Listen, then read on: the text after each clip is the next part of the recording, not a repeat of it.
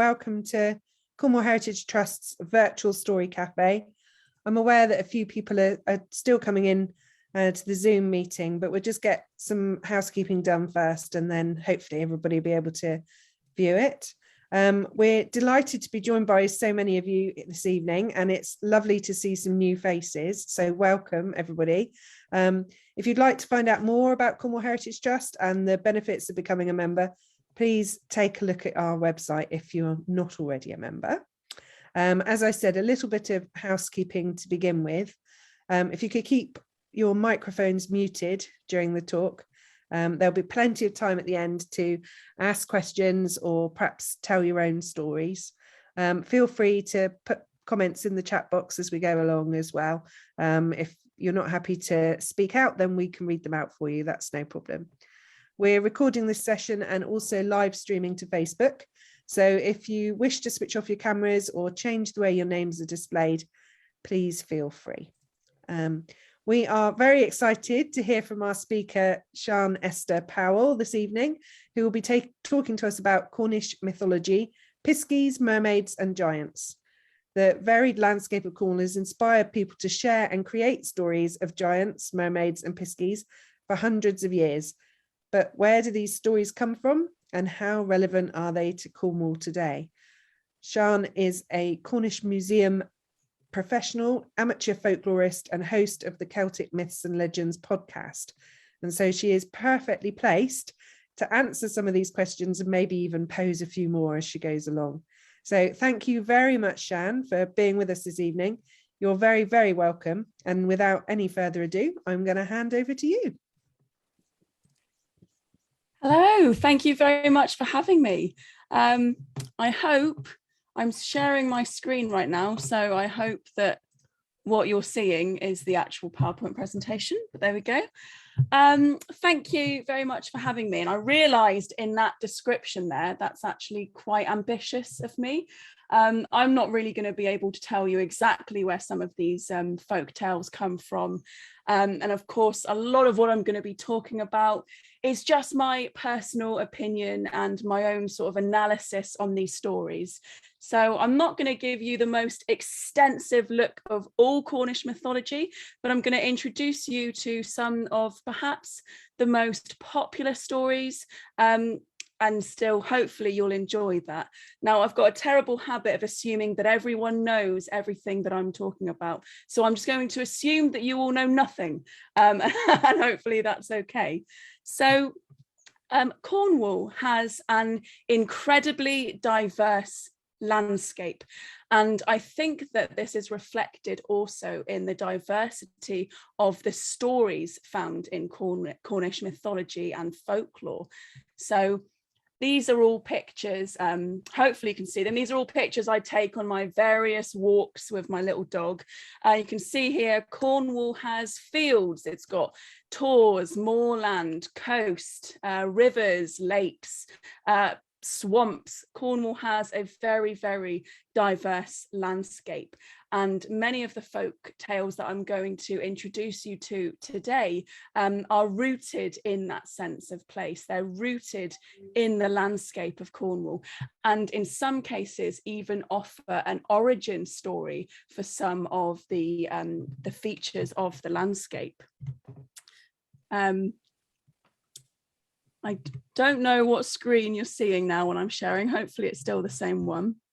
It is. We can still see the same one. Excellent. You will have to excuse me. I'm kind of juggling between some of the notes that I've written up and then also this PowerPoint presentation. So there we go. I think Cornwall, to many people, has this image of being all sunny blue skies and quaint fishing villages, pasties and ice cream and beaches. And I love those things as much as the next person, but I also love some of the strange stories and myths and legends that can be found in Cornwall. Cornwall is a land that has been steeped in myths and legends for centuries. Tales of mermaids, giants and pixies, or piskies as we call them down here, are ever present.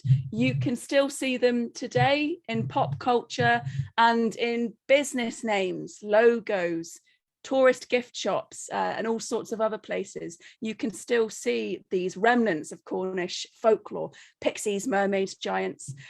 Much of the mythology of Cornwall was captured in the last 2 centuries by folklorists and historians who were possibly motivated by the Industrial Revolution to capture these stories of the rural poor folk who apparently couldn't tell their own stories, but there we go. But I think that must have been a motivation for many people to capture these stories in the last 200 years. Cornwall is, of course, a region with incredible industrial history and heritage. So it makes sense that a lot of these stories would have been captured in the 18th, 19th and early 20th centuries. Though I would like to say that although I'm using various written sources, some from William Bottrell, some from Robert Hunt and other folklorists and authors, I also don't believe that there is one correct version of some of these folk tales. And in many cases, there was a longer oral tradition of storytelling that was much, much older than the written stories themselves. There were other factors at play for the motivation behind story capturing. Some authors have been influenced by the Celtic revival movement, seeking to compare folklore and mythology from various Celtic nations, and some authors have been trying to explain the origins of the people of Britain, and as I mentioned before, various landscape features of Cornwall and Britain, and linking that to various folkloric races. And some authors have just been local themselves and fascinated and enchanted by the stories of their homeland. Folklore, in my opinion, is an underrated historical and sociological tool to understand people, because I've mentioned it before to many people, but I believe folklore and mythology hold up a mirror to society, and they reflect back people's fears and beliefs and the way that they navigated the world. So I think one good example to start off of a written text varying quite a lot to the kind of already existing oral tradition is Jack the Giant Killer. Now, Jack the Giant Killer is in fact Cornish. It's a Cornish sort of folk hero, and that was first captured, first written down in the early 18th century.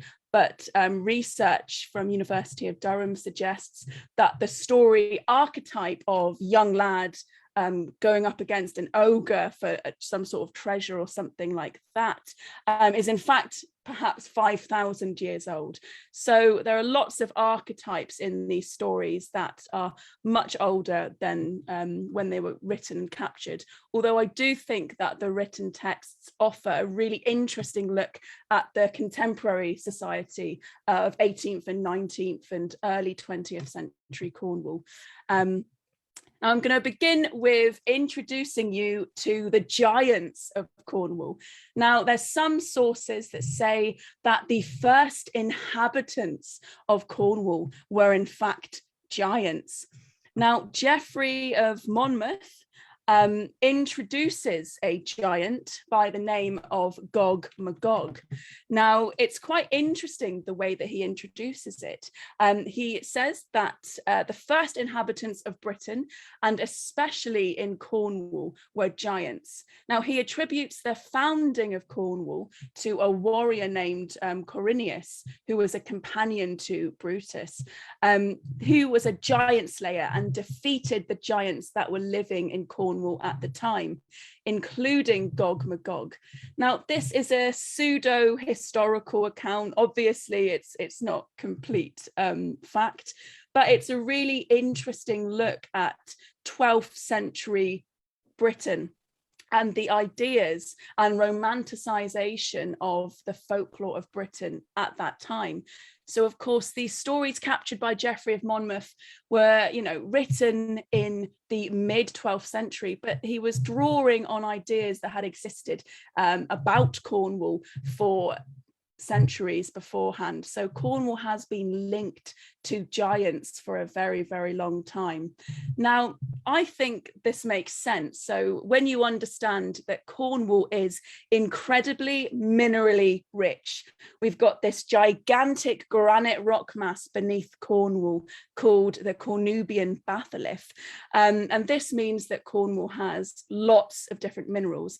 And in fact, there are many granite outcrops found littered around the landscape of Cornwall that lend themselves very easily to stories of giants. Things like Logan stones being attributed to giants sleeping and rocking themselves back and forth. Stories of the cheese ring, which is a natural formation of sort of stones stacked on top of each other, but that's been attributed to an old pagan giant of Bodmin Moor.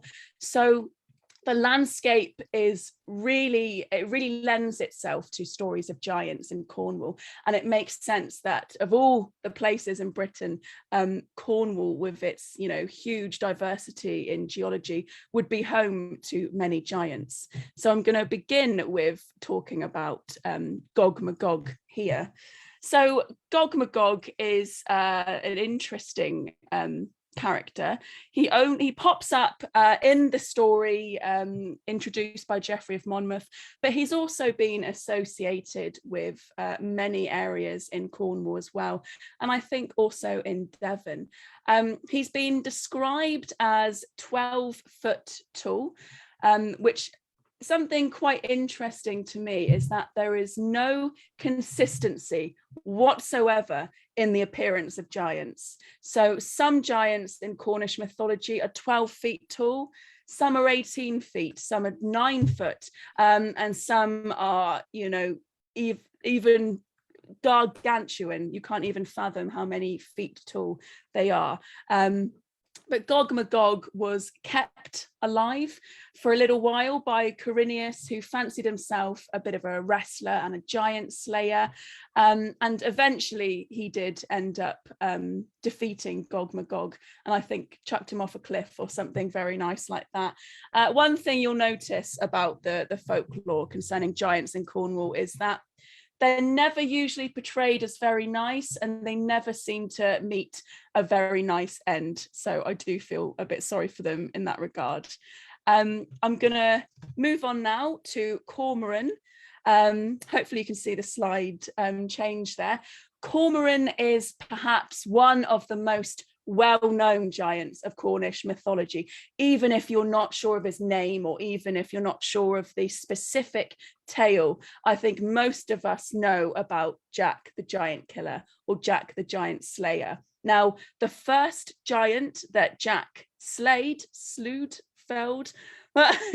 was in fact Cormoran, and that was what earned him his moniker of Jack the Giant Slayer. So Jack is a poor son of a farmer, but he's quite a strong lad, and he's also quite quick-witted. Now, Cormoran was a giant who lived on St. Michael's Mount, and he, to be honest with you, was a really rubbish neighbour.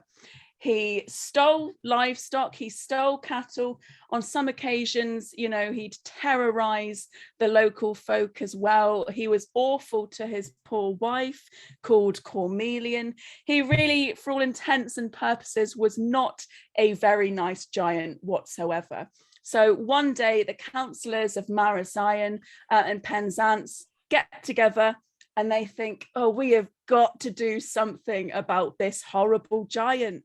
None of us know the lifespan of a giant. He could live forever, and we absolutely can't have that. That is where Jack comes in. And he says, he's a young man. He's full of, ideas of adventure. And he strides into the council and he says, look, I'll slay the giant. I'll kill the giant. And I can't imagine that the elder folk were all that impressed with this proposition. They probably thought, oh, okay, whatever, give it a go then. So they let Jack have a go at it, because they're really out of options at this point. They're going to try anything.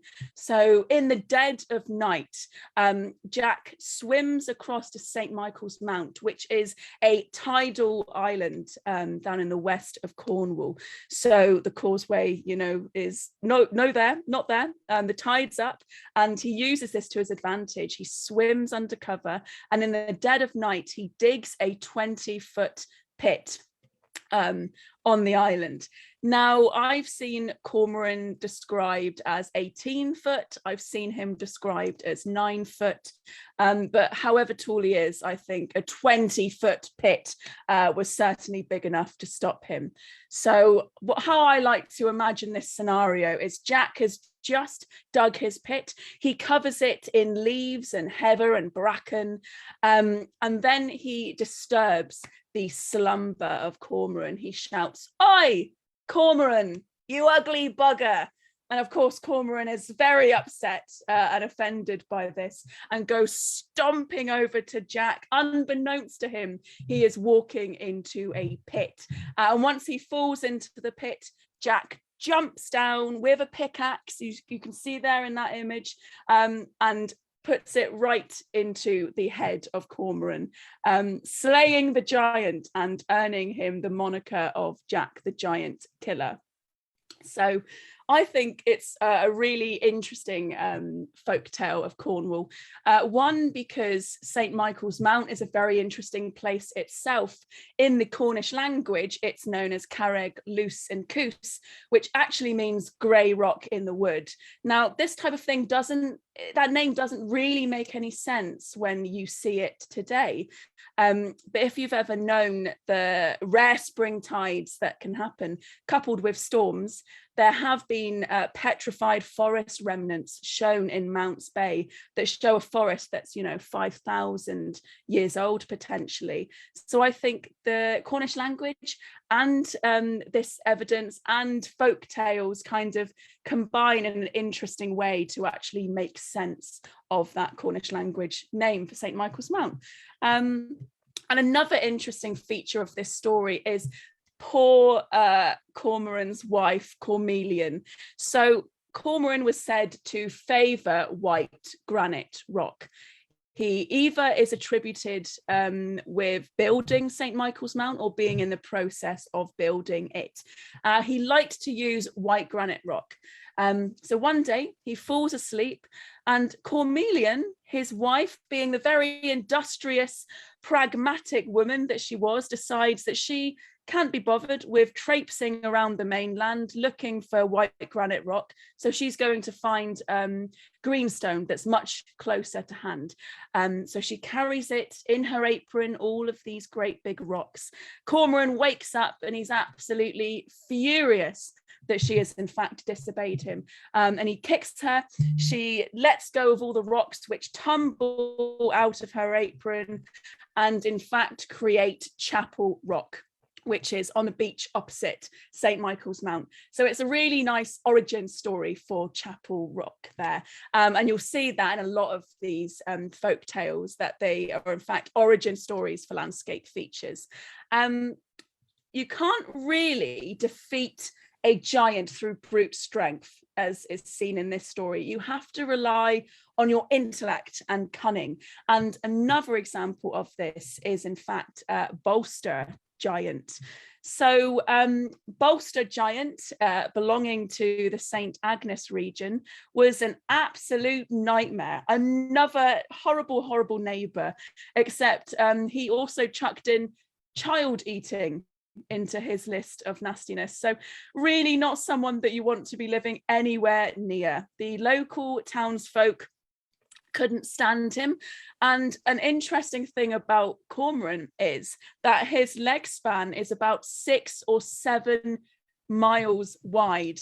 So I have a friend that figured this out once, and she said that the average step to height ratio for human beings is 0.41 to 0.45. So a giant with a 7-mile leg span providing those ratios are the same, he would be about 2.87 to 3.1 miles high.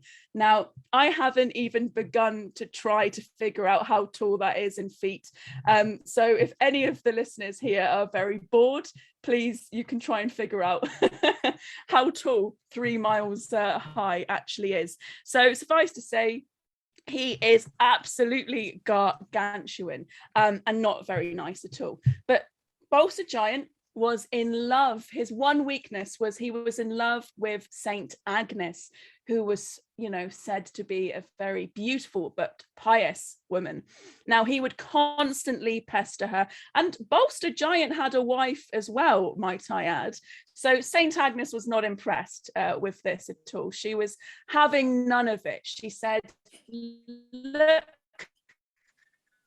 Bolster Giant, you're married. I don't want anything to do with you." But still he would pester her and pester her and pester her.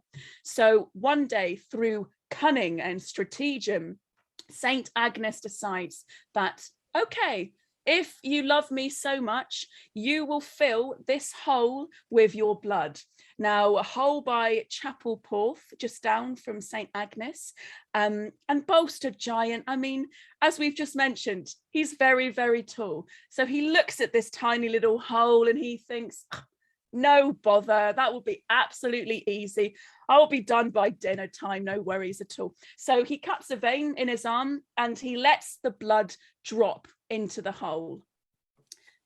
And he waits, and he waits, and he waits. Now, he's starting to get really tired, really exhausted. And still, the hole isn't filled with blood. And he thinks, no, I'll carry on. Surely it's got to be there soon.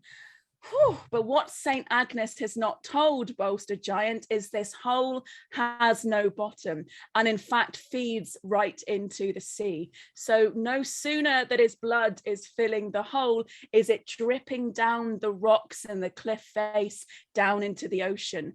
Now, eventually Bolster Giant drops down out of exhaustion and in fact bleeds to death. So a very grisly end, but I mention it because the red rocks along the cliffs of the St. Agnes coast are said to be stained red by the blood of Bolster Giant. So I can't emphasize enough how interesting it is to me how many of the distinctive geological and landscape features of Cornwall have a story attached to them.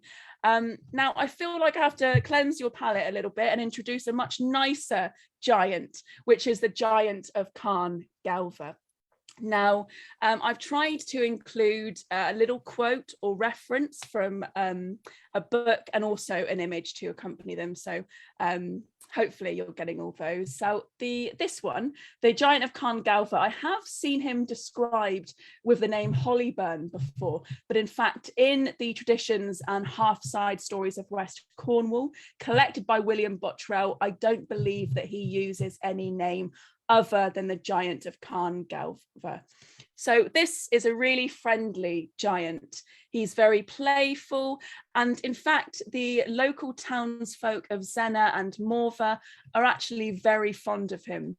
He's a nice neighbour. They want him as a neighbour because in fact, he fights off the nastier giants close by. So one thing you'll notice if you dig in a little deeper into some of these myths and legends yourself, is that giants really like to throw granite boulders at each other. It's a really fun pastime for them. But I'm presuming that the Giant of Galva was protecting human beings from this horrible game. But one day, so he's playing with the local townsfolk, but one day the Giant of Galva, absolutely delighted with a game with a local lad called Tune, he sort of taps his head like, oh, thank you, son, we'll have another game tomorrow.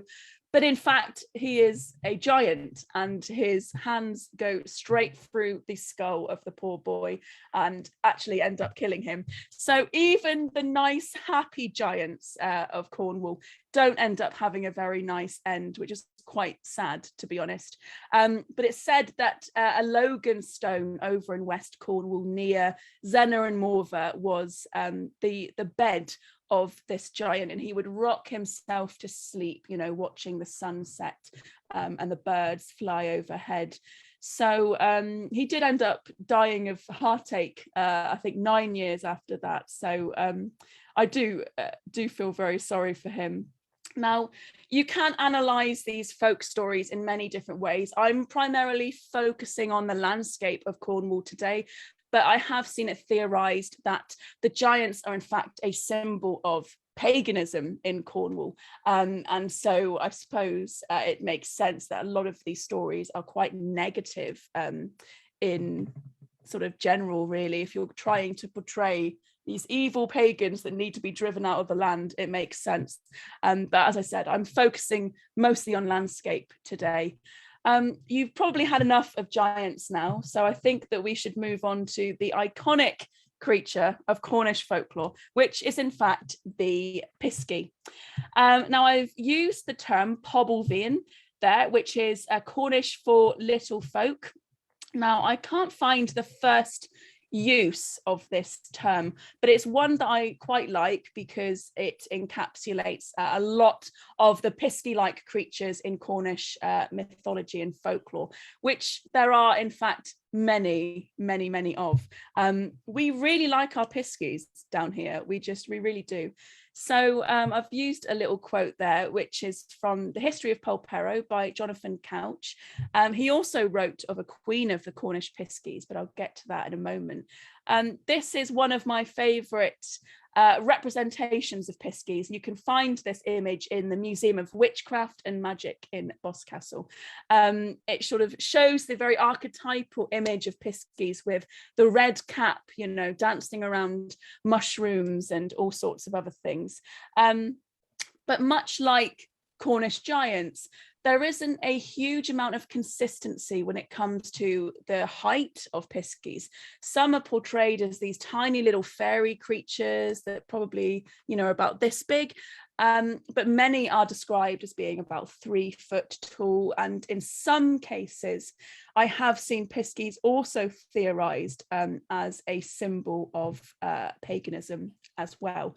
So I'm going to introduce you to a few different types of Piskies. There is, of course, the Piskies that roam around the moors. You may have heard of the term Piskey-led.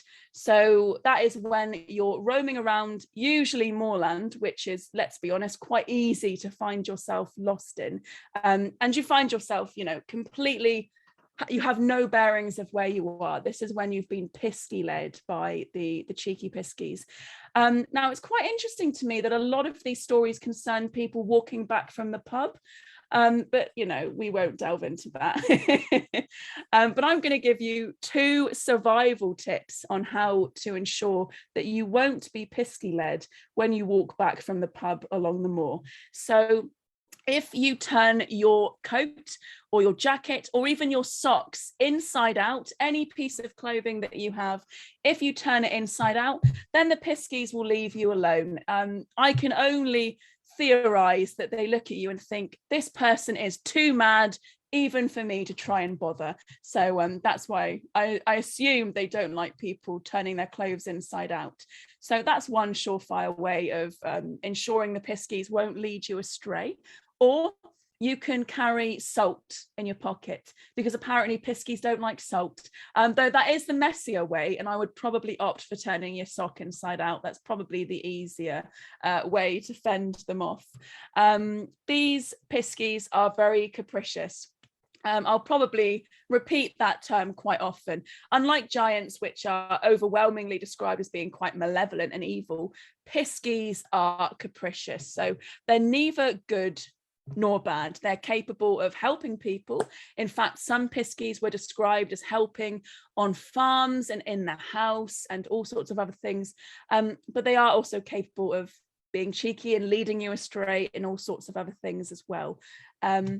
Which brings me on to the knockers, the Piskies found in the mines. Also capricious, but I think these Piskies are overwhelmingly described as being quite benevolent. So Cornwall, as I mentioned before, is a region with incredible industrial history and heritage. And mining has been happening in Cornwall for centuries and centuries and centuries, maybe longer. We have lots of stuff in our ground and we've been trying to dig it up for a very long time. So it makes sense that we have stories of creatures found in the mines. So I can't say that I have been underground, but I can imagine that it's full of creaks and groans and all sorts of interesting noises. And this lends itself to the folklore of the knockers, which were these small Piskey-like creatures that lived underground and would in fact help miners by knocking on the side of the mines. A slow knock meant that you should follow it and they would lead you to the best ore veins and they would lead you to the best stuff to dig up.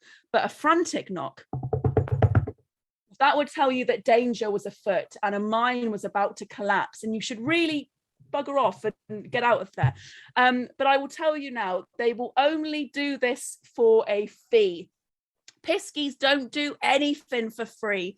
They're not going to help you if they don't at least have something in it for themselves. So I'll tell you now what the knockers liked, and that is pasties, like any self-respecting Cornishman. They absolutely loved pasties. So obviously we've got the folklore of pasty crusts being held because miners' hands were dirty. But I also like the folklore of leaving the crust to the knockers. So they would show you good favour. Now, there's many stories of knockers helping miners out of danger because of this. But I also have come across stories of knockers being quite malevolent, in fact, if you don't give them your pasty. So there was a particular story of a young lad who, like many young Cornishmen, was very excited to get down underground. You know, obviously this job had been a little bit too romanticized to him. And of course, on day one, he realized that it was very back-breaking work. It was very cold and he was very hungry. So he eats his pasty. He gobbles it up very quickly, and then he notices that a friend or a colleague is stashing half of his pasty into a crook in the wall, and he thinks, what a silly bugger, I'm going to have that. So he goes and steals this pasty. Bad idea, because that was in fact, of course, for the knockers, who were absolutely furious that their lunch had been stolen by this boy. And they in fact don't inform him when a mine is about to collapse in, and it doesn't end well for him. So I would say don't mess around with creatures that are supposed to be helping you. It's probably good to have a bit of mutual respect there, and they will continue helping you. What's fascinating to me about the knockers and why I like to talk about them is that they're very related to the Welsh cobbler nigh, and then other stories about kobolds found in German myths, and any sort of area that has mining history will have stories of these little goblins that live in the mines.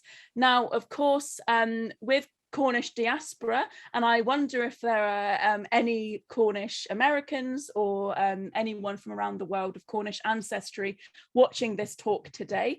But when the Cornish kind of emigrated en masse to places like America and New Zealand and elsewhere, they took their folklore and their stories with them. So the American folklore of the Tommy knocker is in fact directly taken from Cornish miners and Welsh miners, taking their stories with them when they emigrated. So I really like that. It's a really lovely example of folklore traveling with people that you can see quite often. That's enough on knockers. I love them to bits, but there's other ones that we probably want to talk about. The Spriggan. Now, Spriggans are a little bit less benevolent. Spriggans are, in fact, quite horrible, to be honest with you. They are described as being very wizened and twisted looking and very frightening, and they like to haunt old abandoned buildings, guarding their treasure. Now, anyone that's ever had a walk around Cornwall will know that there's many places that you can walk around which are found in woodland that also have all these old remnants of buildings. So again, they lend themselves very well to these stories of creatures hiding amongst the ruins. Spriggans were said to conjure up great storms. They were said to arm themselves with bows and arrows and all sorts of other things. So not very nice at all. Now, I find Spriggans fascinating because they are actually, of all of the Cornish Piskies, probably found quite prominently in pop culture concerning sort of fantasy stories and video games and that sort of thing. So they've popped up in a form like a sort of nature spirit, which is represented here in Marilyn Collins' Spriggan sculpture that can be found in Crouch End in London. They're shown as a sort of nature spirit to kind of leaves coming out of their hair and all sorts of other things. And this actually is not usually described in the written sources concerning Spriggans. But as I said at the beginning of this talk, I don't believe that there is one correct version of folklore. I think stories are meant to evolve and change. And I believe because of this sculpture that has influenced many other people making video games or writing fantasy novels to use Spriggans as this kind of nature spirit instead of a horrifying wizened old Piskey with a bow and arrow. Although I like that mental image as well. I think they sound quite cool. But there you go, that's the Spriggans. I think I've probably covered enough about giants and enough about Piskies, although I would like to talk about one last one, which is the Piskey Queen, Joan the Wad. Now, I like this little rhyme here. Jack the Lantern, Joan the Wad, that tickled the maid and made her mad. Light me home, the weather's bad. Now, this was captured in The History of Polperro by Jonathan Couch, and I have seen that rhyme mentioned quite a few times as well. Now, Joan the Wad is a very interesting piece of folklore to me because I don't really know how old it is, but it seemed to capture the imagination of people so much so that charms of Joan the Wad, sold from Polperro, which is where she was said to be based, became very, very popular, especially, I believe, in the sort of 50s and 60s. Lots of charms of Joan the Wad were sold to bring good luck and that kind of thing. So Joan the Wad, as you can see in this image here, which I think is a lovely representation of her, is a sort of will-o'-the-wisp type creature. Now, one of my favorite things about folklore is that you can trace the similarities of myths and legends and various archetypes across the world. So there are lots of different will-o'-the-wisp type stories found across the world, but obviously they stem from some kind of natural phenomena, maybe bioluminescent lights or some kind of lights across the moors have sort of created these stories. So Joan the Wad was said to either lead people astray or bring them to safety. Wad is a Cornish dialect term for torch. So she used her torch to either lead you astray or to, you know, bring you to safety. I don't know how she chooses between the two. I can only imagine that it's due to littering. So if you litter, maybe she'll lead you astray. But if you're very good and you're respectful to the landscape, maybe she'll lead you to safety. But that is my own theory. Who knows why Piskies do what they do. Now, last but not least, I'm going to talk about, oh, here we go. I'll leave you with this really lovely but quite sad quote, actually, from The History of Cornwall, written by Samuel Drew, who's a historian. Cornish historian, writing about Piskey, saying that the age of Piskies, like that of chivalry, is gone. There is perhaps at present hardly a house they are reputed to visit. Even the fields and lanes they formerly frequented seem to be nearly forsaken. Their music is rarely heard. So this is a really great example of, even in the mid 19th century, that these stories, the belief in Piskies and these types of things is dwindling, which is is quite sad in a way. So it leads me on to, last but not least, is the mermaid, the Mermaids of Cornwall. Now, the image that was used to promote this talk was of the Mermaid of Zenna, which is one of the most iconic pieces of Cornish mythology and folklore. So I've got to begin with it. Now, the Mermaid of Zenna is a fascinating example of Cornish mythology, because you have the very real evidence of a medieval bench carving left in St. Cenara's church in Zenna. Now, this is a bit of a chicken and egg type scenario. Is it that the bench carving was inspired by an older folk tale, or is it that the bench carving in fact inspired and created this folk tale? So it's either something that was already floating around in the area and people have immortalized it through this carving, or it was a bit of a tourist grab. You know, this is pretty, let's bring in the tourists down to this area. But as it's a medieval bench carving, I like to believe that it actually is reflecting the beliefs and superstitions of fishermen, which St. Cenara's church would have, and all churches found along the coasts of Cornwall, would have been servicing. You know, a lot of their local people would have been fishermen. They would have been making their lives at sea. So it makes sense that church architecture would reflect the beliefs and stories of people. I sometimes think that there's this bit unhelpful divide between what's pagan and what's Christian in terms of mythology, but actually the lines are a lot more blurred than you'd think, and there is a lot of church carvings and church architecture that shows creatures found in myth and legend. But the Mermaid of Zenna is one of the most common known stories, I would say, in British mythology in general. A lot of people know about it, but I'm going to tell you about her anyway. So the townsfolk of Zenna would often, they were known to be very good singers, except for this one lady who rose above them all. So this lady would frequent the church at Zenna and at Morva, but she never seemed to age. And it's not like she was there every Sunday. She wasn't, sometimes years would pass between her visits and still she never aged. So was she a fairy woman? Was she, in fact, a mother and a daughter and a grandmother, or was she something else entirely? So she was said to have a beautiful singing voice, and she fell in love with a young man called Matthew Truella or Truela. I've heard it pronounced both ways. Anyone with that surname, you're welcome to correct me. But she fell in love with this young man, Matthew, who was the son of a church warden, and he had the most beautiful singing voice.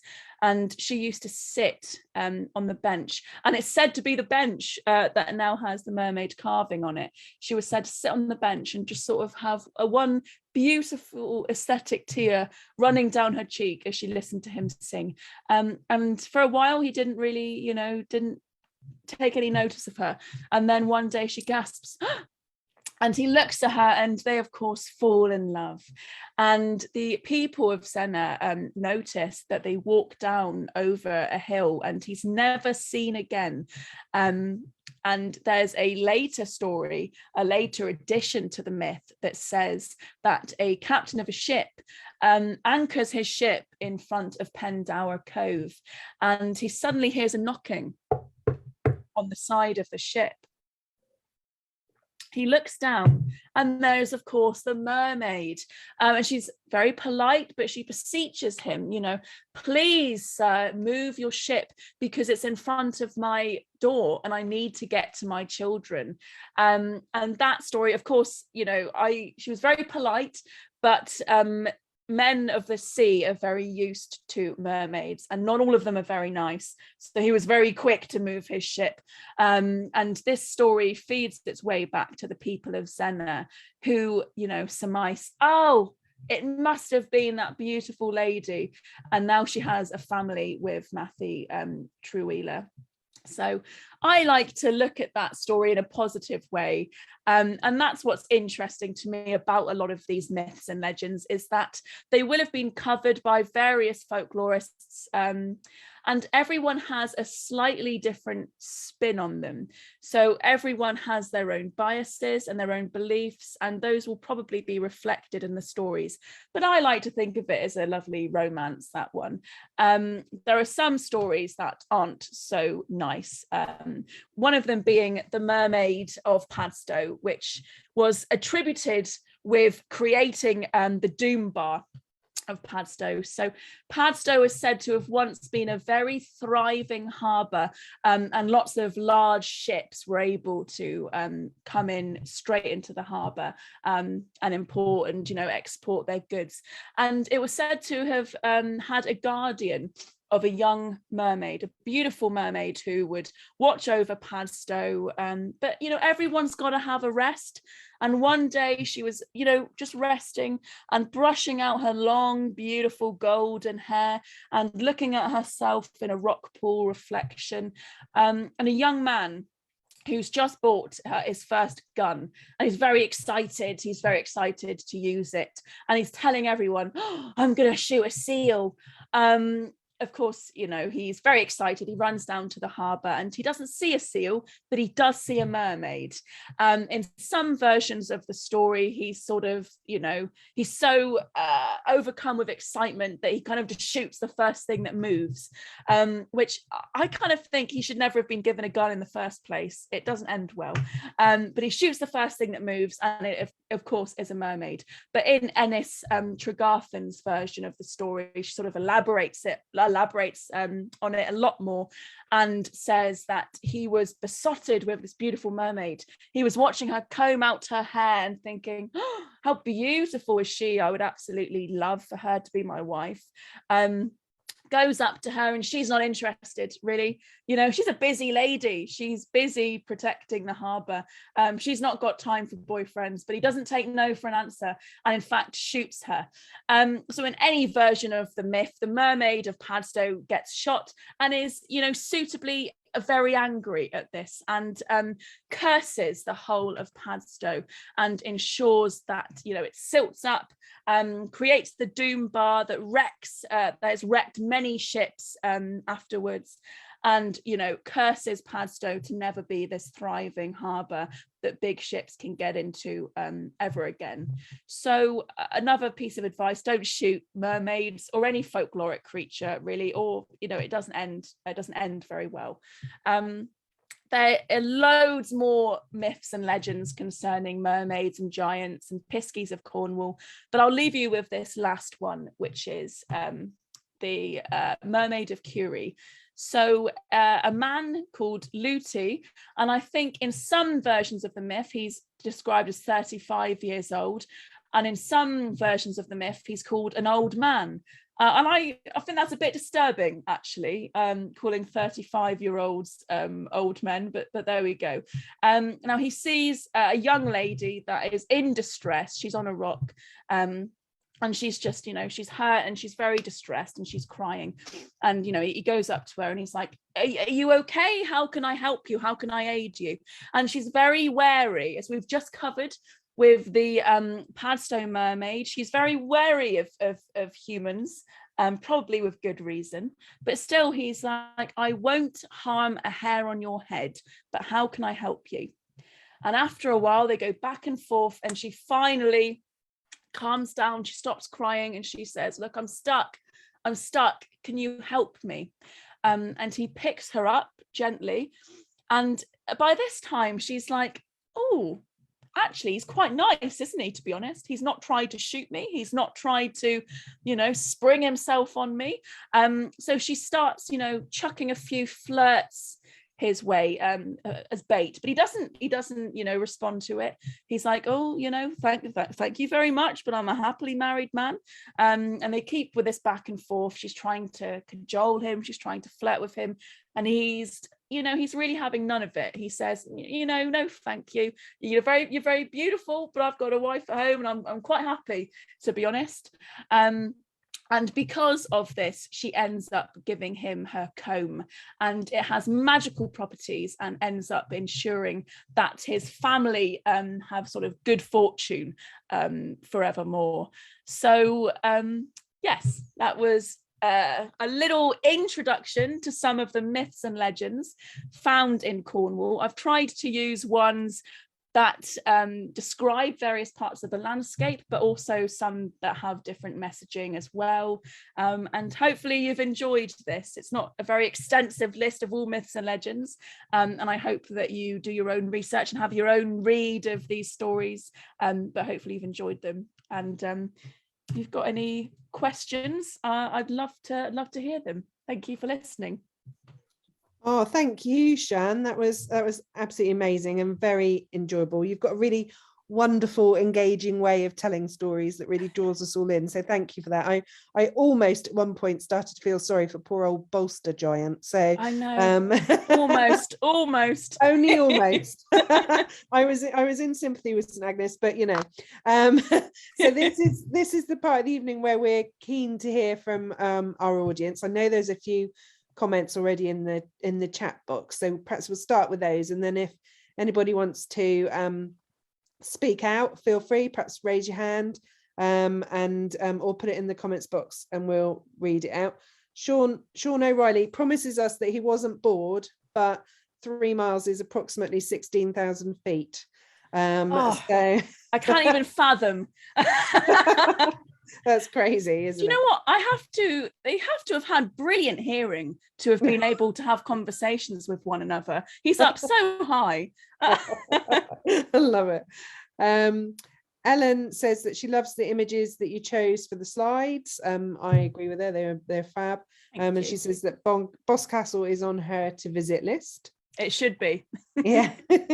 We've got a question from Christine, and that's, are there any Cornish folk songs that mention Piskies? Have you come across any? Oh, that's a really good question. I'm going to say yes, because there surely have to be, but most of the ones I come across are quite cheeky, and they're usually about you know, falling in love and the sea and, you know, landscape. But I'm sure there has to be. I just can't think of one off the top of my head, actually. No, that's fair enough.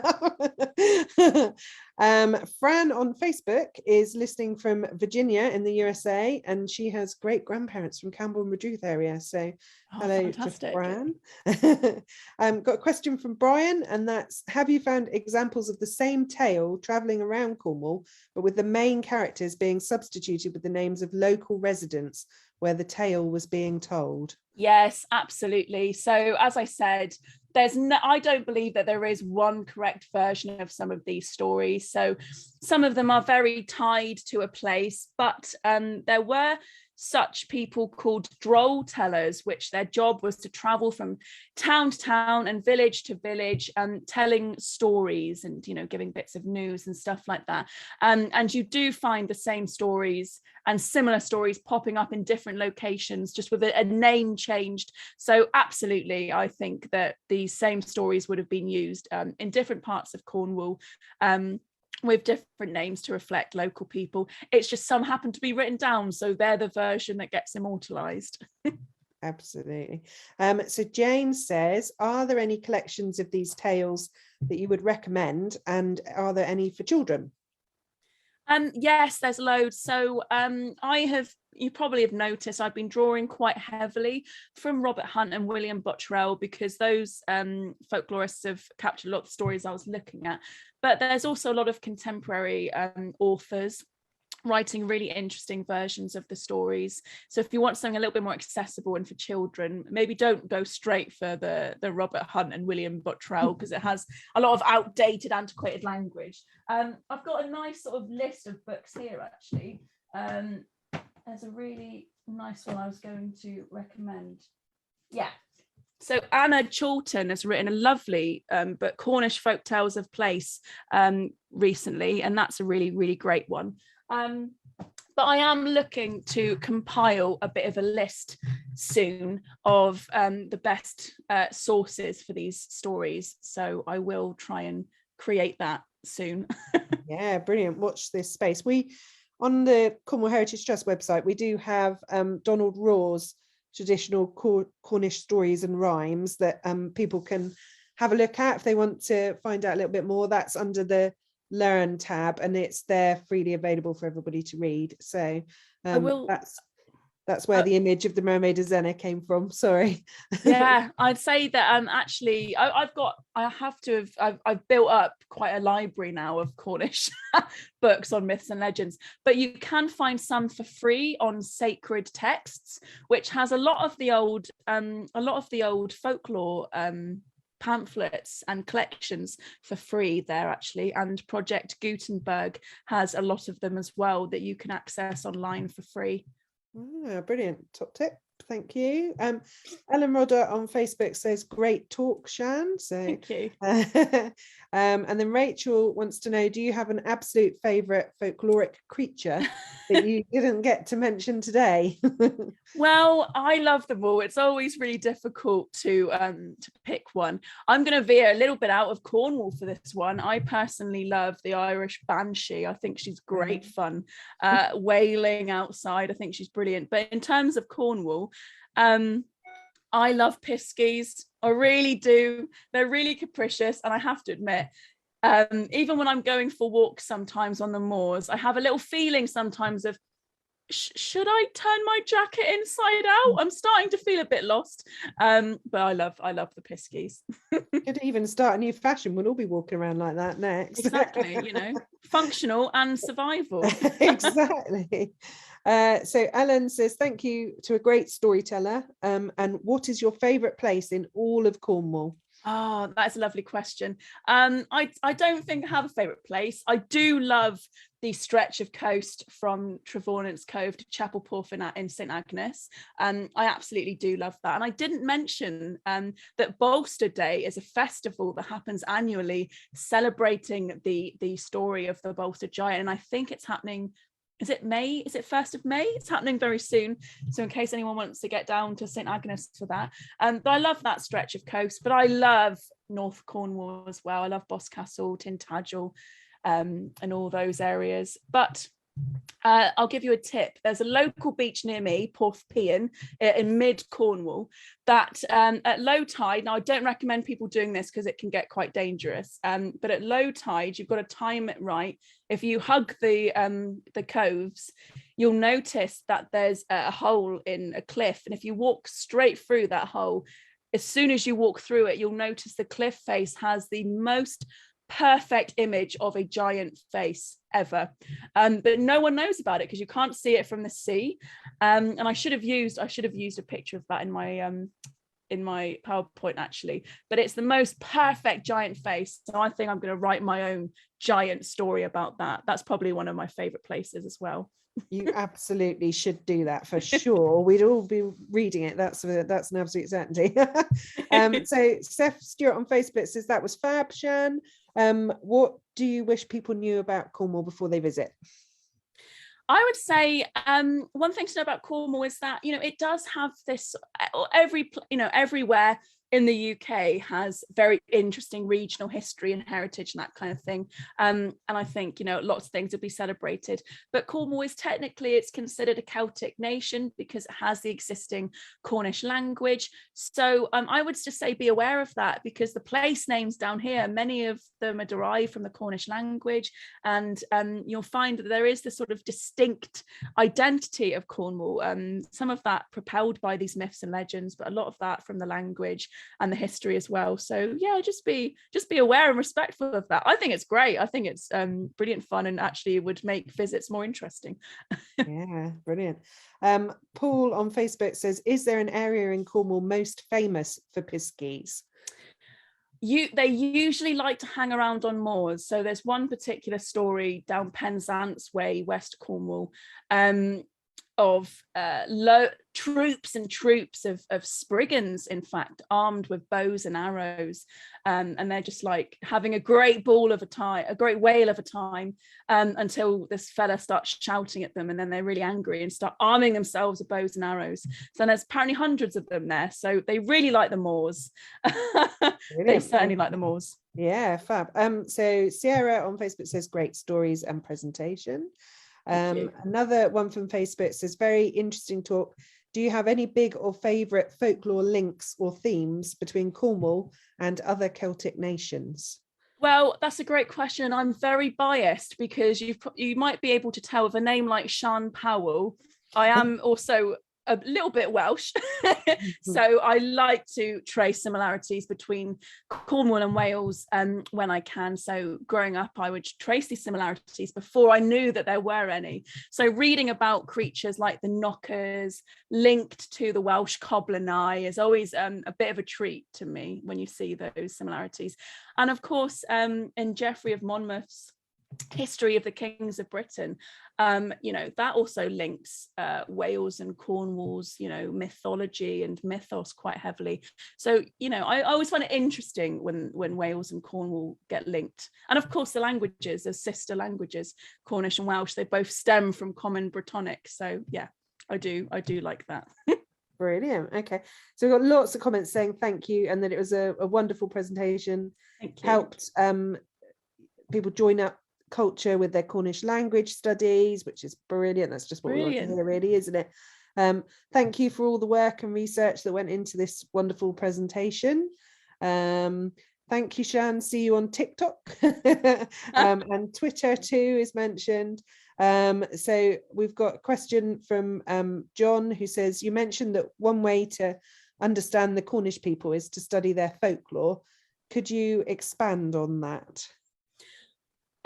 Yeah, I think it's always really interesting to see where the source for a lot of folk tales come from. So, some stories will have been collected by someone basically traveling to Cornwall and thinking, oh, isn't this funny, these people with their quaint stories and superstitions. But some were of Cornish folklorists themselves, and I think that's always quite interesting to see the way that they've captured the stories and how they reflect on it, because I have come across, when reading sometimes, strange descriptions of Cornish people as being very distinctive and very separate from everyone else in England, and some of them have been quite negative and bizarre and almost mocking. So I think it's always interesting to see the source, and if it is written by a Cornish folklorist or historian, I think that often offers an interesting, less negative view. But yeah, I don't know, that's something I'll have to think on and ponder myself. It's probably a PhD thesis right there in that question. Yeah, probably. And Sian, you're really active on social media, aren't you? And you have your podcast, so people can listen to that and find out a little bit more as well, which yes, so I've got the Celtic Myths and Legends podcast that can be found. I've pestered all of the hosting websites, so anywhere that can possibly host podcasts, you will hopefully find the Celtic Myths and Legends podcast. Brilliant. Okay, we've got a couple more. I mean, these so many messages, so thank you ever so much to everybody for getting in touch and for asking some questions. We've got a question from Sophie. Sophie says, fantastic talk. Are there any legends or tales you know of specifically connected to Cornwall's holy wells? Yes, so interestingly, a lot of the holy wells of Cornwall, so you can find a lovely example of one at Carnuni, just out of Carnuni. There's lots of stories concerning them, and a lot of churches and a lot of sort of Christian religious sites end up being built on kind of holy wells or you know, different or areas that were already aligned with, you know, religion and spirituality of that area. I can't think of a really good one off the top of my head, although I do like the folklore that's often found in churchyards in Brittany and sometimes in Cornwall as well, of the An Cow or the An Coo, which is this sort of like death portent. And that's often found in churchyards, probably not to do with holy wells, but there we go. Oh, brilliant, thank you. So a couple more comments. Thank you for a fascinating presentation. And then thank you, Sian. I always love your enthusiasm and love of Cornish folklore. You make it so accessible and welcoming. I think that's a brilliant comment to end on. I think that's the last one. So thank you again, Sian. We've all really, really enjoyed it. Thank you to everybody for coming along and taking part. And it's this bit at the end as well that is fascinating because it's everybody's extra takes and views on it. So that's wonderful. Thank you. We hope you've all enjoyed our Story Cafe, and if you'd like to find out more about Cornwall Heritage Trust's work and how you can perhaps get involved or become a member, then please take a look at our website for more information. While you're there, don't forget that we've got Donald Raw's Traditional Cornish Stories and Rhymes that you can have a little look at as well, and that's under our Learn tab. The video of this evening's Story Cafe will be available on our website next week. So please keep an eye on our website and social media for forthcoming events and for that video so that you can watch it again if you want to. Thank you all again very much for joining us this evening. Please take care, and we hope to see you all again soon. Good evening.